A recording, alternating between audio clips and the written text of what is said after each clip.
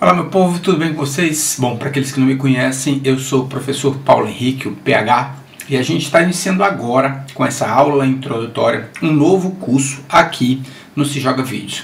Eu imagino que todos já sabem do edital do INSS que saiu agora, a prova na segunda quinzena de maio, porém, o Se Joga Vídeo já tem diversos cursos lá gravados. E a ideia desse novo curso agora não é pensar no INSS. O INSS já está muito bem reforçado lá nos cursos do Se Joga. A ideia aqui é pensar em novos cursos, né? Cursos que possam atrair você que está se preparando para determinados concursos e ainda não tem, pelo menos aqui dentro do site, cursos específicos para a parte de raciocínio lógico, pois esse nosso curso vai ser voltado para a área de tribunais, especificamente para um conteúdo programático da Fundação Carlos Chagas, que é a banca mais comum que trabalha com essa parte de tribunais. Ela pode trabalhar também com outras instituições, tá? Com outros órgãos que pode trabalhar, mas a ideia é o foco no tribunal, o foco num conteúdo programático bem específico que a gente vai falar daqui a pouco. Pois esse nosso curso que a gente está iniciando agora com essa aula introdutória, falando um pouco de como vai ser, é voltado especificamente para a área de tribunais, voltado especificamente para a Fundação Carlos Chagas. Olha só, vamos ver um pouquinho mais detalhado de como vai ser esse curso. Vamos lá. Bom, está aí um curso completo de raciocínio lógico, e dentro desse curso também vai envolver a parte de matemática, tá?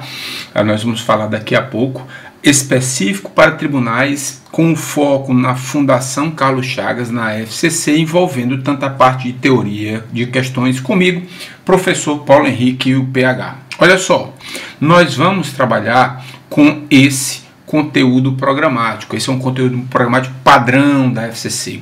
Nos concursos que ele trabalha com os tribunais, ele trabalha em cima desse conteúdo programático, onde nós vamos dividir em duas partes.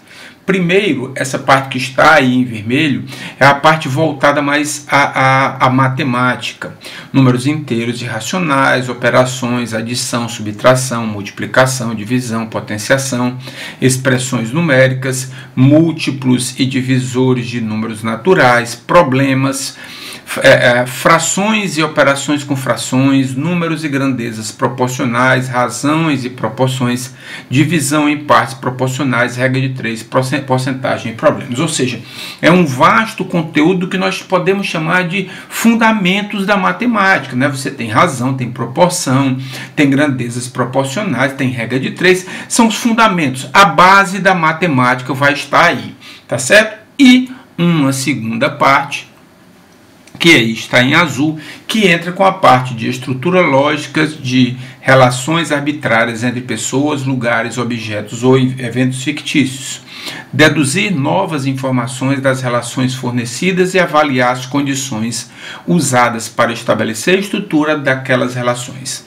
Compreensão e elaboração da lógica das situações por meio de raciocínio verbal, raciocínio matemático, raciocínio sequencial, orientação espacial e temporal, formação de conceitos, discriminação de elementos. Compreensão do processo lógico a partir de um conjunto de hipóteses conduz de forma válida a conclusões determinadas. Meu povo, esse conteúdo em azul é o que mais deixa o pessoal preocupado. Por quê? Diferente da parte em vermelho, que a gente cita expressamente, né, razão, proporção, regra de 3, aqui ele deixa muito vago o que pode ser cobrado dentro desse assunto. Então, dentro dessa parte azul, dois tópicos específicos podem aparecer. Primeiro é o que a gente chama de questões lógicas, são questões que trabalham muito mais com o teu raciocínio.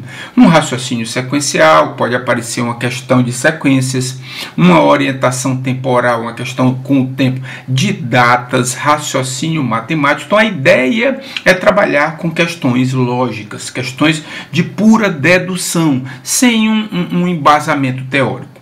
E a segunda parte, que vai envolver os conceitos de lógica, a equivalência, negação de proposição, estrutura lógica. São vários os temas que envolvem essa parte de lógica, a parte de proposição, a parte de tabela verdade. Então tudo isso está dentro desse tema, dessa listagem em azul. Bom, pensando dessa maneira, desse nosso conteúdo programático, a gente vai trabalhar de 3 formas. O primeiro módulo, nós vamos trabalhar apenas com questões lógicas.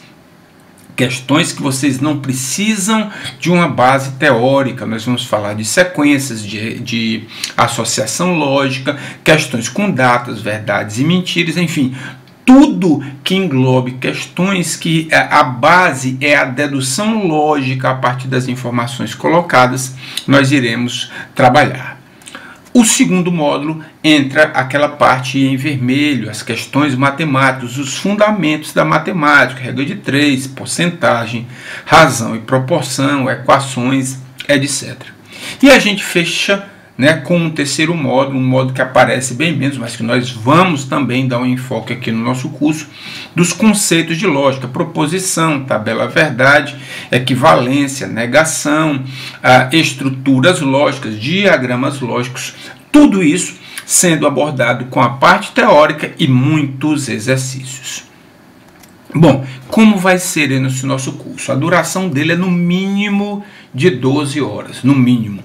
Tá certo? Deve passar, mas eu não quero deixar vocês muito, digamos, muito solto. A ideia é 12 horas no mínimo no nosso curso. Nós devemos passar tranquilamente e nada mais vai ser cobrado por isso.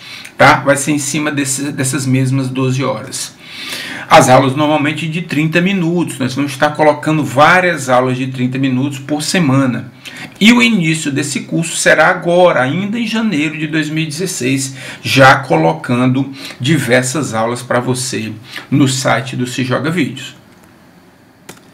Bom, é isso, meu povo. Essa nossa aula introdutória é para falar um pouquinho do que vem por aí nos nossos cursos, tá? Novamente, às 12 horas a gente deve passar disso sem problema. A principal ideia desse curso, o principal objetivo desse curso é a gente cumprir o conteúdo programático. Não estou nem preocupado com relação ao tempo. Se a gente vai passar com 15, 16, 17, 18 horas, isso não vai ser problema. A ideia é que você tenha em mãos um curso completo que aborde todos os assuntos que a Fundação Carlos Chagas, que a FCC, gosta de trabalhar. Esse é o nosso objetivo. E para você começar a sentir o gostinho aqui do nosso curso, vamos dar uma olhada numa questãozinha já comentada aí da FCC, para você começar a sentir o que vem por aí, beleza? Eu vou ficando por aqui, aguardando vocês aqui no nosso curso completo, no Se Joga Vídeos. Eu sou o professor PH e vou deixando um beijo no papai e na mamãe para todos vocês. Tchau! Olha só, há 7 participantes de um torneio de tiro ao alvo, disparando um único tiro. Então, 7 participantes. Ele me diz que 4 deles, o André, o Francisco, o Sérgio e o José, são experientes. E 3 deles, o Eduardo, o Fernando e o Gabriel, são novatos. Sabe-se que, para que um novato dispare seu tiro, ele deve ser antecedido e precedido por um atirador experiente. Já damos um stop in the name of love nessa primeira, porque aqui a gente já começa a fazer as nossas deduções. Ora, eu tenho 4 experientes, eu tenho 3 novatos. Então, obrigatoriamente, para que esses 7 estejam enfileirados, eu vou ter que ter experiente, novato, experiente, novato, experiente, novato, experiente. Obrigatoriamente, 1, 2, 3 e 4, 1, 2 e 3 novatos. Então, para que eu mantenha essa regra de antecedido, o novato antecedido e precedido de um atirador experiente, essa situação deve acontecer. Ok?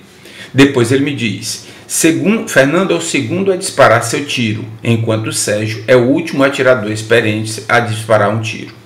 Francisco dispara antes do que José dispara seu tiro, mas depois do que André dispara seu tiro.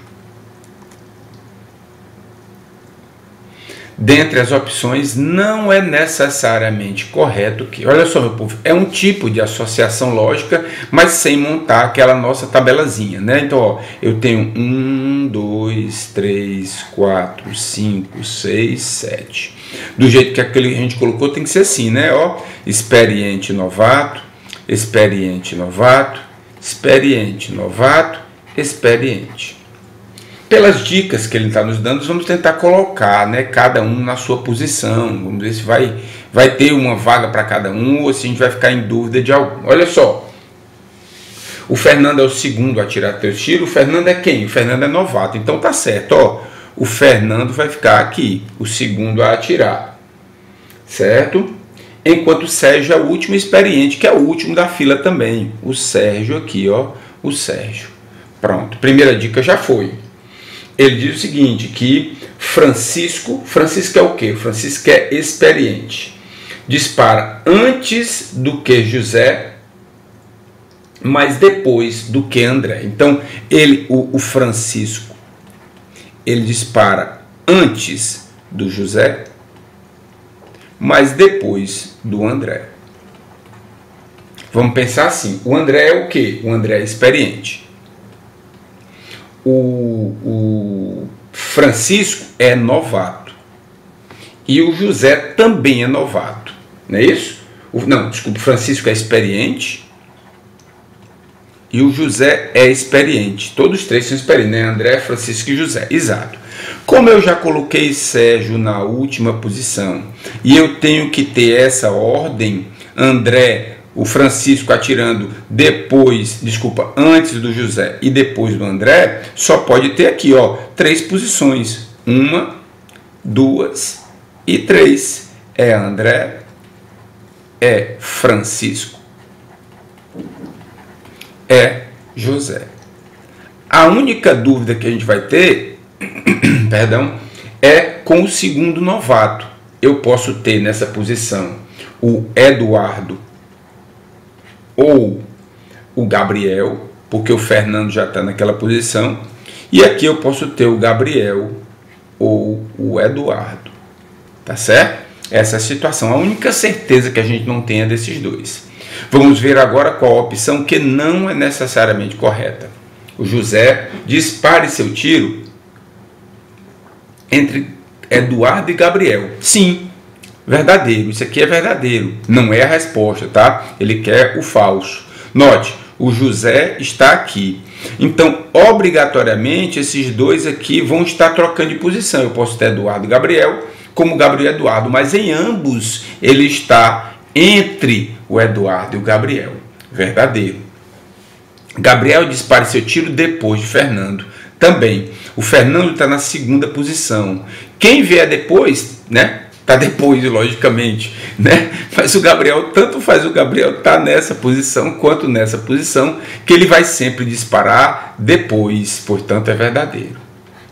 Sérgio dispara seu tiro depois de todos os atiradores novatos. Verdadeiro também. Naquela primeira dica que nós colocamos, né, que o novato deve disparar entre 2 experientes, só sobrou essa situação. Como ele é o último a disparar dos experientes, ele é o último realmente a disparar. Tá? O Fernando é o primeiro novato a disparar seu tiro verdadeiro, tá aqui ele. E o Eduardo dispare seu tiro antes de José. Aqui está falso. E aqui é o gabarito. Note, se o Eduardo estiver nessa posição, ele vai disparar antes. Porém, o Eduardo tem uma possibilidade de estar nessa posição. O Gabriel ficaria aqui, José dispararia antes e o Eduardo dispararia depois. Portanto, não é necessariamente correto o item E, que é o gabarito da nossa questão.